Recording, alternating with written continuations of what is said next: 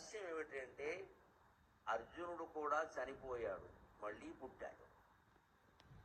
అభిమన్యుడు చనిపోవడం కాదు, అర్జునుడు కూడా చనిపోయాడు, ఖచ్చితంగా చనిపోయాడు. అశ్వమేధ పర్వం చదువుకుంటే తెలుస్తుంది. కానీ ఎవరి చేతుల్లో చనిపోయాడు తెలుసా? దారుణం, కొడుకు చేతుల్లో చనిపోయాడు. ఎవరా కొడుకు? చిత్రాంగదికి పుట్టినవాడు బభ్రువాహనుడు. బభ్రువాహనుడు అర్జునుడిని చంపుతాడు యుద్ధంలో. ఆ యుద్ధం ఆయన కొందెచ్చుకున్నాడు అర్జునుడు. అర్జునుడు పూర్తిగా బతికిలేడండి, చచ్చిపోయి మళ్ళీ పుట్టాడు. ఎవరి వల్ల పుట్టాడు? ఉలూపి నాగకన్య మంత్రం వేసి బతికించింది. ఈ కథకి మూలం ఏమిటంటే ఇది ఎందుకు ఇలా జరిగింది, అర్జునుడు లాంటి వాడికి కూడా చావు ఏమిటి, మళ్ళీ పుట్టడం ఏమిటి, ఎందుకు జరిగిందంటే ఎవరి కర్మ వారు అనుభవించాల్సిందే.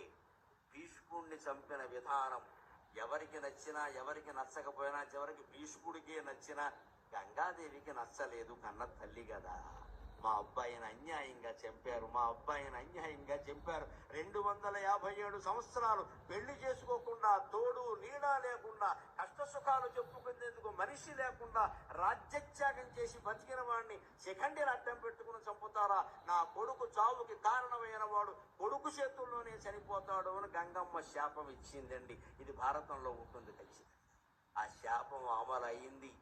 పాండవులు జయించారన్న పేరే గాని పొందిందేమీ లేదు. ఇక్కడ మన తెలుగులో కూడా ఒక సామెత, పాండవుల ప్రభుత్వం వచ్చాక మొదటి బడ్జెట్ అంతా కౌరవుల దద్దనానికి సరిపోయింది. స్పీకర్ గారు ఉండగా చెప్పుకోవలసిన మాట. ధర్మరాజు గారి స్థానంలో ఆర్థిక మంత్రి ఎవరున్నారో కానీ వారు ప్రవేశపెట్టిన బడ్జెట్ అంతా కౌరవుల దద్దనానికి సరిపోయింది. అందుకని తెలుగులో సామెత, పాండవుల సంపాదన అంతా కౌరవుల దద్దనానికి సరిపోయింది. ఏమి సాధించావు నువ్వు ఇక్కడ? ఊరికే గెలిచామన్న పేరు. కానీ అది కూడా అశ్వమేధ పర్వం వచ్చాక మళ్ళీ అశ్వమేధ యాగం చేద్దామని అర్జునుడు బయలుదేరితే అనేక రాజ్యాలకు పంపిస్తారు. అశ్వమేధం లవకుశలో కూడా ఉంది, తెలుసును కదా. పంపిస్తారు, గుర్రం ముఖం మీద ఒక పలకం ఏర్పాటు చేస్తారు. ఎవరైనా మా సామ్రాజ్యాన్ని అంగీకరించండి, అంగీకరించిన వాళ్ళు ఉంటే మా రాజుతో యుద్ధం చేయండి అంటారు. అందరూ అంగీకరించారు, దానికేమి ఇబ్బంది లేదు. కౌరవులనే జయించిన వాళ్ళు మిగిలిన వాళ్ళని జయించరు.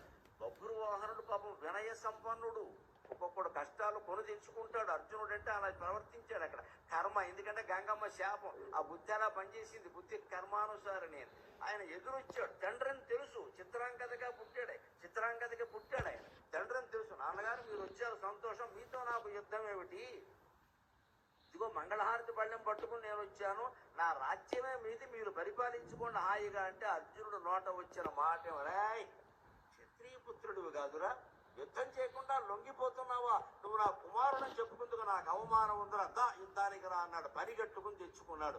వాడు భయంకరమైన యుద్ధం చేశాడు. 2 దెబ్బలతో అర్జునుడు లేచిపోయాడు. అది లెక్క. కారం కర్మం కలిసి లేకపోతే అర్జునుడైనా ఒకటే, మరెవరైనా ఒకటే ఇక్కడ. అందుకని మన ఇష్టం వచ్చినట్టు మాట్లాడకూడదు. ఎప్పుడు యుద్ధం చేసే సమయాలు వేరు, సంధి చేసే సమయాలు వేరు చేసుకోవాలి. అలా బభ్రువాహనుడి చేతిలో చనిపోవడానికి కారణం గంగమ్మ శాపం.